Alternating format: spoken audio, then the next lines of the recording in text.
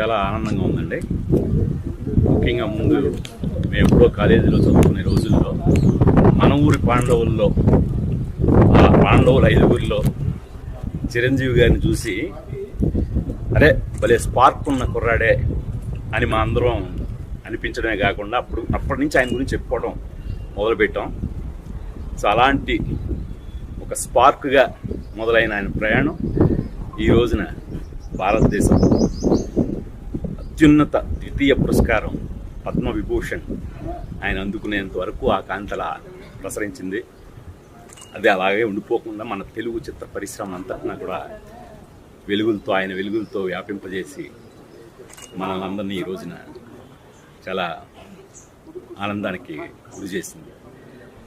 ఆయన్ని ఇంకా ఇలాంటి పురస్కారాలు ఎన్నో ఆయన వరించాలని అలా